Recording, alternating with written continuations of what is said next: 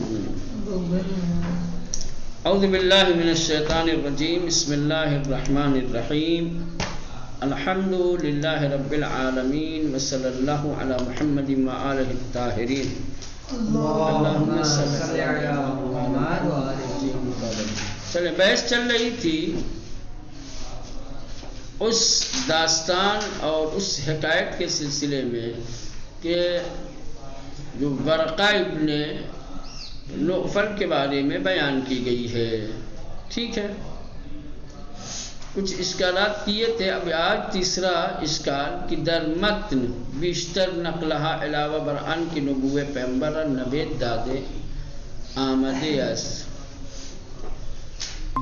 وَلَئِنْ أَدْرَكْتُ ذَلِكَ لَأَنْصُرَنَّكَ نَصْرًا يَعْلَمُهُ اللَّهُ یا فَإِنْ يَبْعَثَ وَأَنَا حَيٌّ فَسَأَزَّرُوهُ وَانْصُرْهُ وَأُؤْمِنُ بِهِ۔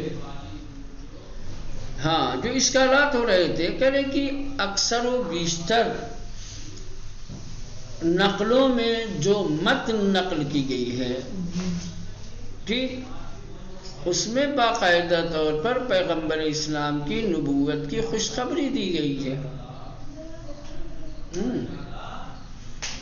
جو متن ہے کتابوں میں، جو متن ورقہ ابن نوفل کے بارے میں ہے، خوب زیادہ تر نقلوں میں متن کے اندر پیغمبر کی نبوت کی خوشخبری دی گئی ہے۔ مثلا وَلَئِنْ أَدْرَكْتُ ذَلِكَ لَأَنْصُرَنَّكَ نَصْرًا يَعْلَمُهُ اللَّهُ، یا اس کے بعد والی ہرگاہ دوران بعثت اورا درک کنم بے او ایمان آوردے، کہا کہ اگر میں ان کی بعثت کا وقت اور زمانہ درک کروں گا تو میں ایمان لے آؤں گا اور ان کی نصرت اور مدد کروں گا۔ محمد ابن اسحاق سیر نگار معروف نیز اشعاری از ورقہ می آورد کی کاشف عظیمان راسخ بے مقام رسالت پیغمبر، یہاں تک کہ ایک مشہور و معروف سیرت نگار ہیں جن کا نام ہے محمد ابن اسحاق،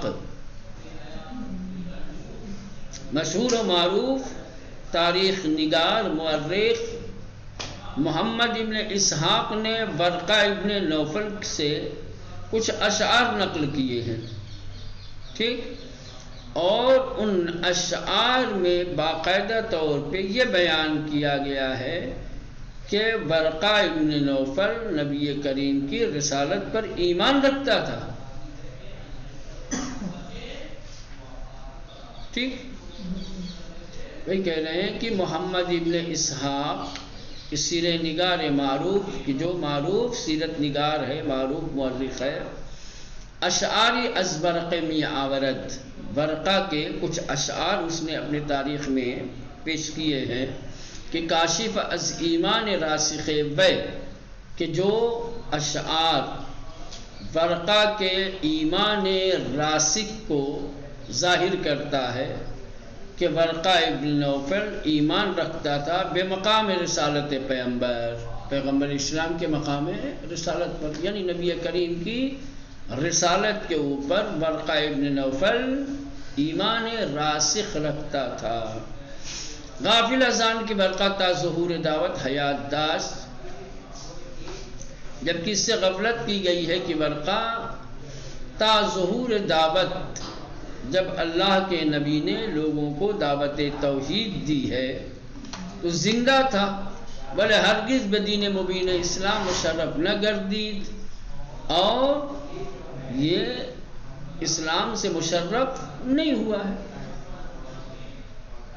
ایک طرف اس کے اسلام کی بات کہی جاتی ہے، دوسری طرف ہم دیکھتے ہیں کہ وہ تا آخر حیات پیغمبر یا جب تک کہ خود زندہ تھا مشرف اسلام نہیں ہوا ہے۔ ومات کافرہ، بلکہ کافر۔ ودر حدیث ابن عباس آمد اس، اور جو حدیث ابن عباس سے ہم تک پہنچی ہے اس میں ملتا ہے کہ فمات ورقہ علی نصرانیہ، کہ ورقہ ابن نوفل کی موت کیا ہے؟ نصرانیت پر ہوئی ہے۔ برہان الدین حلبی در کتاب السیرہ نبویہ آورده است که ورقہ ابن نوفل 4 سال پس از بعثت به درود حیات گفت. ہاں یہ حلبی نے لکھا ہے کہ ورقہ ابن نوفل بعثت کے 4 سال کے بعد کیا ہے مرا ہے. از کتاب الامتاع ابن جوزی آورده کہ او آخرین کسی است که در دوران فترت یعنی 3 سال نقطنوبہ وفات یافت. ابن جوزی نے کہا ہے کہ ورقہ ابن نوفل یہ آخری وہ شخص ہے جو زمانے فترت میں مرا ہے. زمانے فترت یعنی وہی 3 سال کے جس میں وحی نازل نہیں ہوئی. زمانے فترت میں آخری شخص جس کو موت آئی ہے وہ یہ ورقہ ابن نوفل ہے. در حالی کہ اسلام نہ آورده بود جبکہ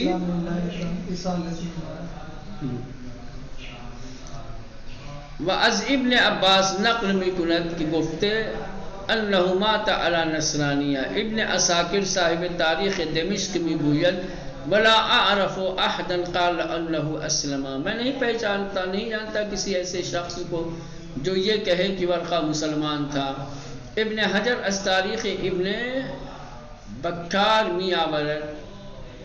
ابن حجر نے ابن بکار کی تاریخ سے نقل کیا ہے کیا کہ روزی ورقہ از کنار بلال حبشی عبور می کرد کہ ایک دن ورقہ ابن نوفل جناب بلال کے پاس سے گزر رہا تھا حالی کی قریش او را شکنجے می دادن. اس حال میں کہ قریش بلال کو آزار و اذیت دے رہے تھے سزا دے رہے تھے.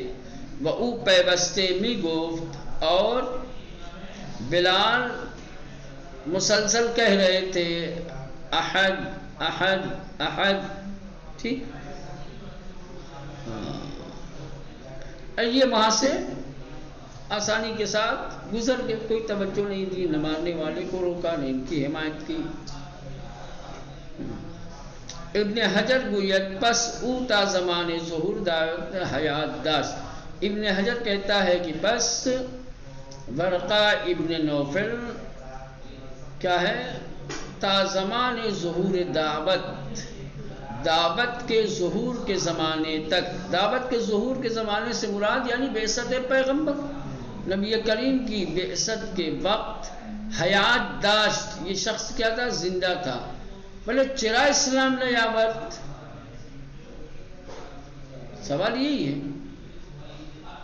کہ اگر یہ شخص پیغمبر اسلام کو یہ کہہ کر مطمئن کر رہا ہے کہ آپ گھبرا کیوں رہے ہیں پریشان کیوں ہو رہے ہیں خوشخبری ہے آپ کے لیے اللہ کی جانب سے آپ پر وحی نازل ہو رہی ہے اللہ آپ کو اعلان نبوت کا حکم دے رہا ہے. فرض کر لیں جو بھی آپ کو مقام و منصب نبوت حاصل ہوا ہے تو فرض کر لیا جائے اگر اس داستان کو کہ یہ داستان صحیح بھی ہے تو سوال تو یہ کھڑا ہوگا کہ جو شخص خود پیغمبر کو منصب نبوت اور رسالت پانے کی خوشخبری دے رہا ہو اور جس نے قدیم کتابوں میں بھی ان تمام باتوں کا تذکرہ پڑھا ہو وہ مسلمان کیوں نہیں ہوا؟ وہ اسلام کیوں نہیں لے آیا؟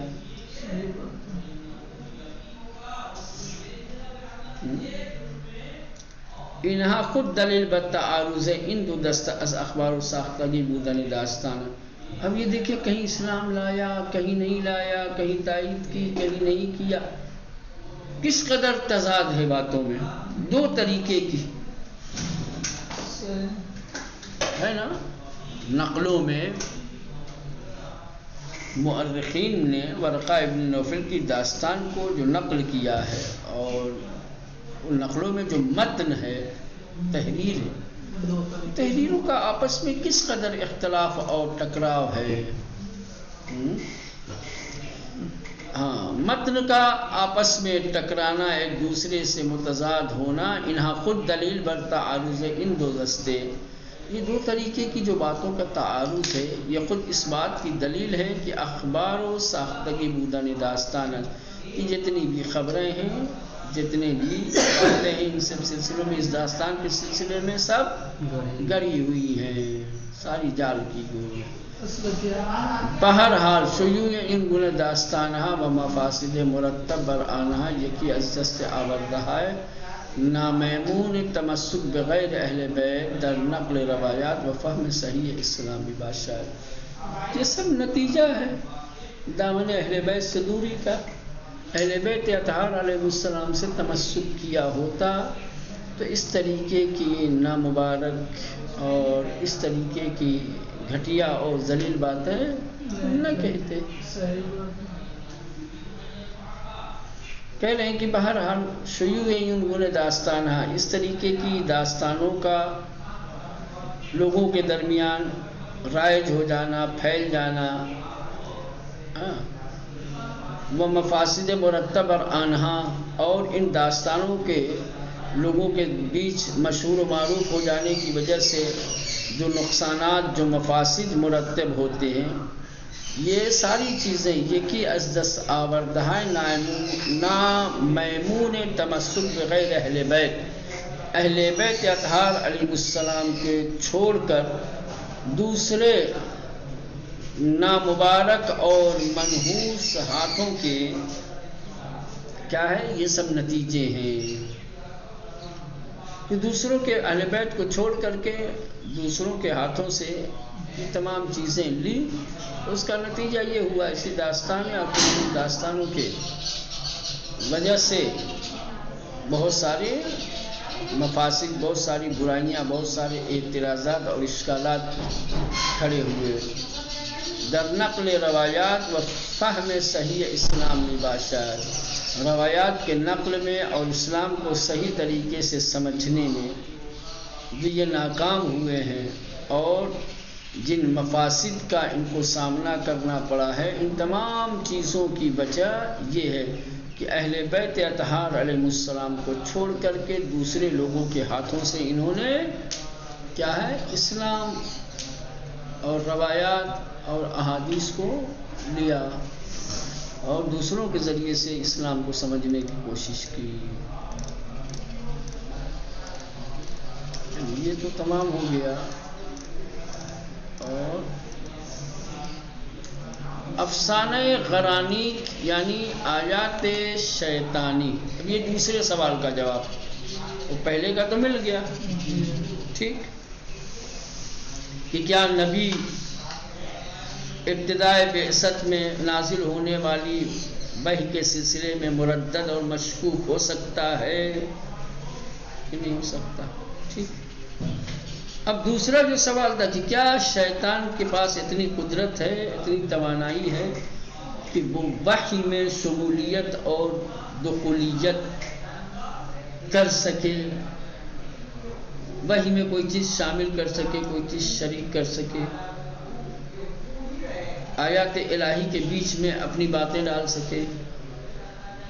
ٹھیک، یہ ہے افسانہ غرانی، جن کو کہا جاتا ہے آیات شیطانی۔ کیا شیطان کی بات بھی آیت ہو سکتی ہے؟ ایک ورقہ ابن نوفل والی داستان تھی، دوسری داستان یہ ہے۔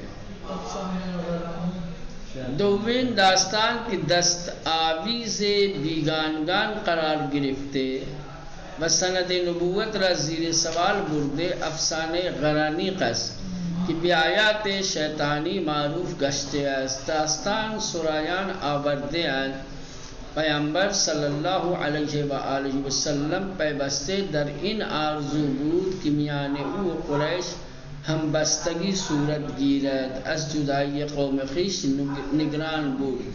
در یکی از روزهایی که او در کنار کعبه نشسته بود و در این اندیشه فرو رفته بود و گروهی از قریش در نزدیکی او بودند، در آن هنگام سوره نجم بر وی نازل گردید. پیامبر صلی الله علیه و آله و سلم همون گونه کی سوره بر وی نازل میشد آن را تلاوت می‌فرمود.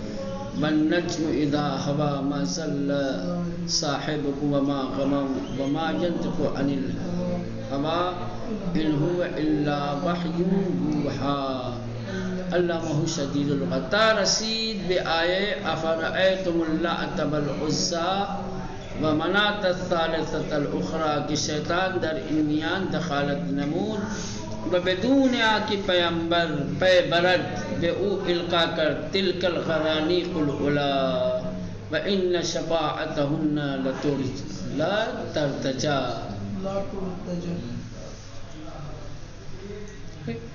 داستان سمجھ میں آئی کیا ہے؟ آیات شیطان. داستان یہ جو ہے ایسی ہے کہ جس کو دشمنان اسلام نے اسلام کے اندر داخل کیا، سمجھ رہے ہیں، اور اس داستان کو اسلام کا حصہ اس لیے بنایا گیا تاکہ اس داستان کے ذریعے سے پیغمبر کی نبوت اور رسالت پر سوال کھڑا کیا جا سکے.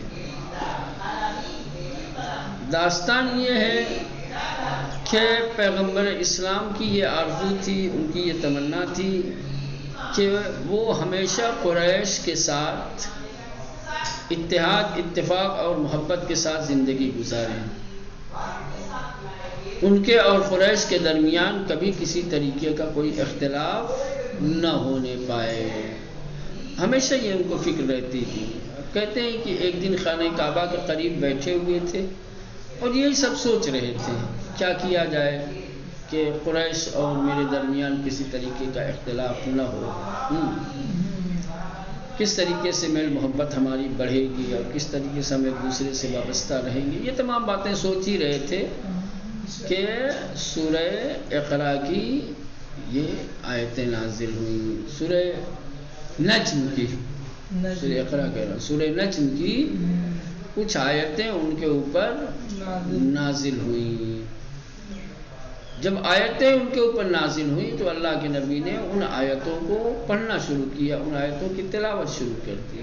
ٹھیک، پڑھتے پڑھتے بغیر اس کے کہ وہ متوجہ ہوں یا ان کو کسی طریقے کی کچھ اطلاع اور خبر ہو، شیطان نے ان کی زبان سے کیا ہے کچھ آیتیں پڑھوا دیں، بڑھوا دیں اور پڑھوا دیں دونوں. سورہ نجم کی آیتوں کی تلاوت کر رہے تھے تو شیطان نے کیا کیا، یہ تلک الغرانیق العلا وان شفاعتہن لا ترتجا. قرآن کی آیت تو ہے نہیں، یہ بیچ میں رکھا اور اس کے بعد دیکھیں دومین داستان کی دستاویز بیگانگان قرار گرفتے. کہہ رہے ہیں کہ دوسری داستان کے جو بیگانگان جب کہا جاتا ہے تو یہ سمجھ جاؤ مخالف اور دشمن، بیگانہ. ٹھیک ہے، جو بیگانگوں کے لیے، جو دشمنان اسلام کے لیے ایک سند کے طور پہ ہاتھ لگی ہے اور جس کی وجہ سے سند نبوت کو زیر سوال لے جایا گیا ہے، وہ ہے افسانہ غرانیق.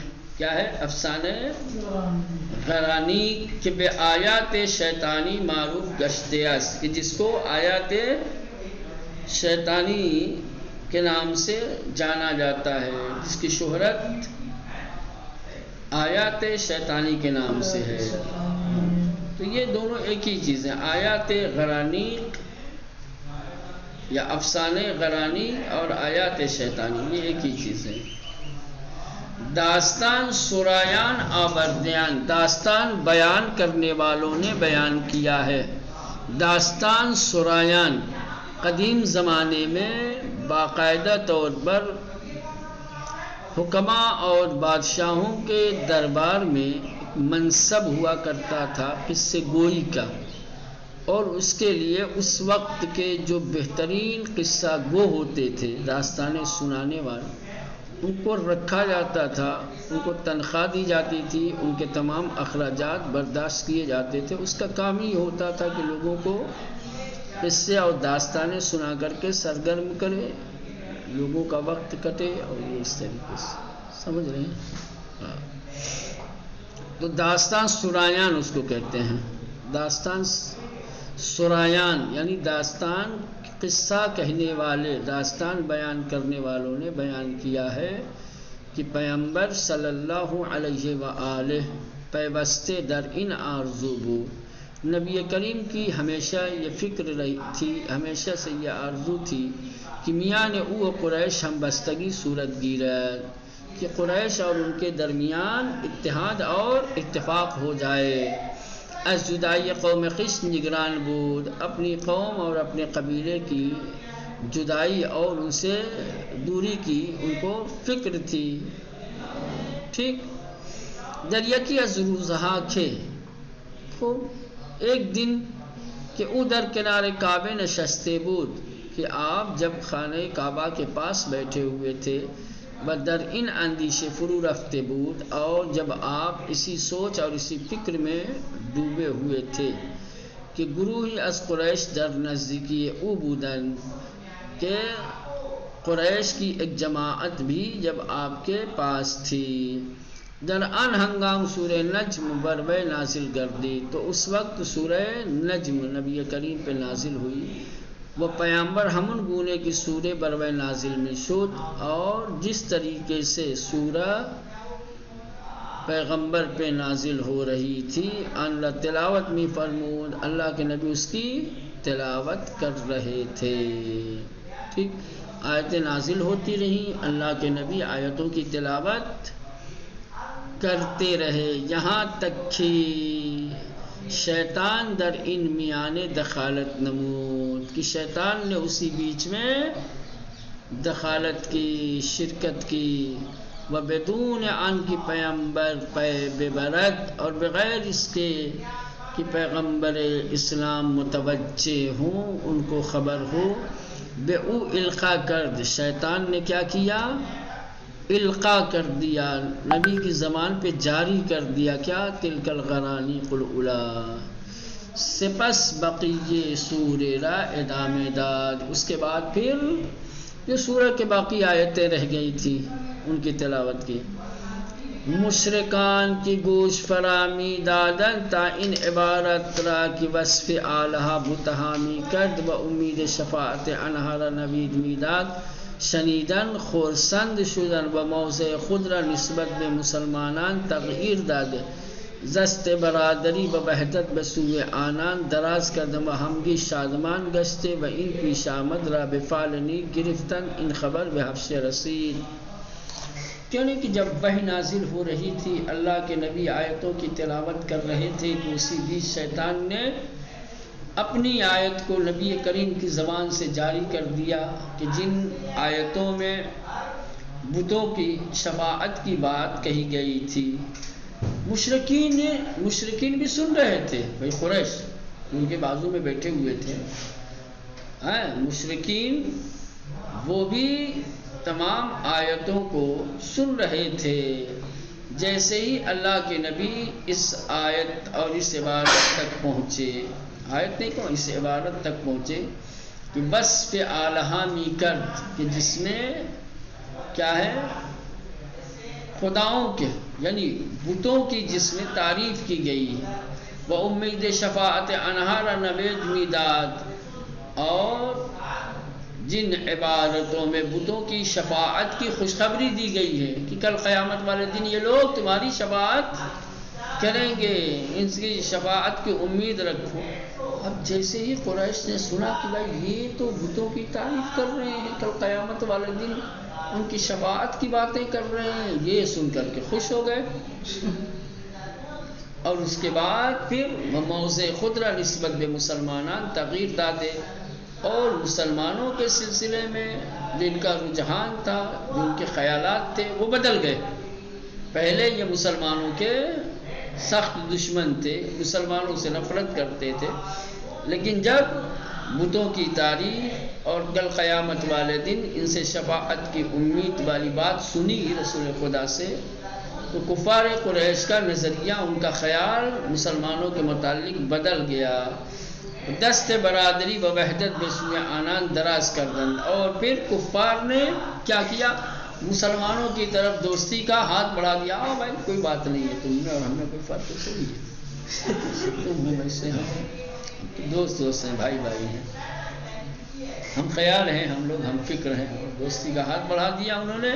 وہمگی شادمان گشتن، اور سارے خوشحال ہو گئے، سب کے سب خوش ہو گئے. وہ ان پیشا مجرا بفالنے گرفتن، اور یہ جو واقعہ پیش آیا تو اس کو ایک فعل نیک کے طور پر دیکھا تھا کہ بڑی اچھی بات ہے، اب یہ بھی ہماری طرف آ رہے ہیں انشاءاللہ، اچھا قدم ہے، اب جو بھی ہوگا آگے اچھا ہی ہوگا. اب یہ خبر مکے کی کہاں تک پہنچی؟ حبشہ تک پہنچ گئی. یہ بات، یہ خبر حبشہ، مسلمانان کی بدنجا ہجرت کر دے بدن. خوب اس واقعے سے پہلے مکے سے کچھ مسلمان ہجرت کر کے حبشہ جا چکے تھے. خوب جب اس واقعے کی خبر حبشہ میں ہجرت کر کے جانے والے مسلمانوں تک جب پہنچی، ٹھیک، از ان پیش آمد خوشنود شدے ہمگی برگشتن، تو وہ بھی خوش ہو گئے کہ چلو بھائی، جب مشرکین نے دوستی کا ہاتھ بڑھا ہی لیا ہے، ان کا نظریہ بدل گیا ہے، تو اب تھوڑی ہم کو ستائیں گے. یہ ہجرت کر کے کیوں گئے تھے مکے سے؟ چونکہ یہ پریشان کر رہے تھے. لیکن جب ان کو خبر ملی کہ نہ بھائی کفار نے جو ہے ہاتھ ملا لیا ہے، مسلمانوں سے دوستی کا اعلان کر دیا ہے، تو وہ بیچارے دوبارہ اپنے وطن واپس آ گئے کہ چلو بھائی خوشی خوشی ہم کی بدر مکے با مشرکان برادران بے زندگی بہم زیستی خوش ادامے دادن. اور پھر مکے میں مشرکین کے ساتھ دوستانہ طریقے سے، برادرانہ طریقے سے ایک ساتھ زندگی گزارنے لگے. پیامبر صلی اللہ علیہ وآلہ نیز بیش از ہمیں از این توافق و ہماہنگی خرسند شده بود. سب سے زیادہ جس کو خوشی ملی، سب سے زیادہ جو شاد تھا، جو خوش تھا، وہ خود پیغمبر اسلام کی ذات تھی. اس توافق کی وجہ سے، کفار و مشرکین کی دوستی سے سب سے زیادہ جس کو خوشی ملی وہ پیغمبر اسلام کی ذات تھی. شب ہنگام کی پیغمبر صلی اللہ علیہ وسلم پہ خانے برگشتن، جب رات ہو گئی اور اللہ کے نبی گھر واپس گئے تو جبرائیل فرود آمد. اب جبرائیل نازل ہوئے، ازو خاص تھا سورہ نازل شدہ رب خانہ. نبی کریم سے درخواست کر دی کہ جو سورہ آپ پہ نازل ہوا ہے اس سورہ کو آپ سنائیے. پیغمبر خان اللہ کے نبی نے جبریل کہا، پڑھنا شروع کیا. تا رسید بے عبارت یاد شدے، یہاں تک کہ وہ شیطانی آیتوں تک، عبارتوں تک جب پہنچے تو ناگہان جبریل نہیب زد. تو اچانک جبرائیل امین نے کیا کیا؟ آواز لگائی. نہیب یعنی خطرناک آواز. ناگہان جبرائیل نہیب زد، اچانک جبرائیل چیخ پڑے، ساکت باش، خاموش ہو جاؤ. انچے گفتار اس کی بر زبان میرانی، یہ کون سی بات ہے جو آپ اپنی زبان سے ادا کر رہے ہیں؟ ساکت باش، چپ ہو جاؤ، خاموش ہو جاؤ. انچے گفتاریس، یہ کون سا کلام ہے، یہ کون سی بات ہے کہ بر زبان میرانی، کہ جو آپ اپنی زبان پہ لا رہے ہیں. آنگاہ بود کی پیغمبر پہ اشتباہ خوب ہے. یہ یہاں آنے کے بعد پیغمبر اسلام کو اپنی غلطی کا احساس ہوا. ٹھیک، اب متوجہ ہوئے. وہ دانش کے قریبی درکار بودے. اب رسول خدا کو سمجھ میں آئی کہ میں نے غلطی کی، کوئی دھوکہ، کوئی فریب میں نے کھایا ہے. وہ ابلیس تلبیس خود را بربے تحمیل کر دیا، اور ابلیس نے اپنی تلبیس کو ان کے اوپر حمل کر دیا ہے، یعنی ان کی زبان پر یا ان کے ذہن کے اندر ابلیس نے یہ باتیں ڈال دی ہیں. پیغمبر از ان امر بشدت راحت گردید. اب پیغمبر اسلام سخت ناراض ہوئے. و از جان خود سیر گردید، یہاں تک کہ اپنی آپ پہ افسوس کرنے لگے. گفت عجبا بر خدا دروغ بستیام، عجیب میں نے خدا کی طرف جھوٹی نسبت دی. چیزوں گفتم کہ خدا نہ گفتے است، میں نے ایسی بات کہہ دی جو خدا نے کہی نہیں. آہ چے بدبختی بزرگی، افسوس، کتنی بڑی بدبختی ہے، کتنا بڑا جرم میں نے کیا ہے، کتنی بڑی خطا میں نے کی ہے. بنا برخی نقلہ پیغمبر به جبرائیل گفت. بعض نقلوں کی بنیاد پر پیغمبر نے جبرائیل امین سے کہا ان کی ان دو آیت برمن خواند. یہ دو آیتیں ہاں جو میں نے پڑھی ہیں در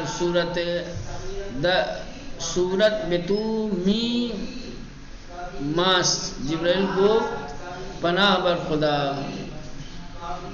ان دو آئے برمن خان جبرائیل گفت ان کی ان دو آئے برمن خان در صورت بتو می مانس. ہاں یہ دو آیتیں جس شخص نے پڑھی اس کا چہرہ، اس کی صورت بھی تمہاری جیسی تھی. میں سمجھا تم ہی ہو. تو میں نے وہ دو آیتیں بھی پڑھے. جبرائیل گفت پناہ بر خدا چنین چیزیں ہرگز نہ بودے از خدا کی پناہ، ایسا کچھ نہیں ہوا ہے. میں نے تو وہی بس آیتیں آپ کو سنائی تھی جو آپ نے پڑھی. باقی یہ جو آپ پڑھ رہے ہیں یہ میں نہیں تھا. بعد از آن حسن اندوہ پیغمبر مال بیشتر و جانگاہ گردید. اور اس کے بعد تو پھر پیغمبر اسلام کا حزن و ملال، آپ کا رنج و غم اور زیادہ بڑھ گیا. گوین در ہمین بارے آئے ذیل نازل شد. کہتے ہیں کہ اسی حالت کے بارے میں یہ والی آیت نازل ہوئی. وَإِن يَكَادُوا لَيَفْتَنُونَكَ عَنِ الَّذِي أَوْحَيْنَا إِلَيْكَ لِتَفْتَرَىٰ عَلَيْنَا غَيْرَهُ.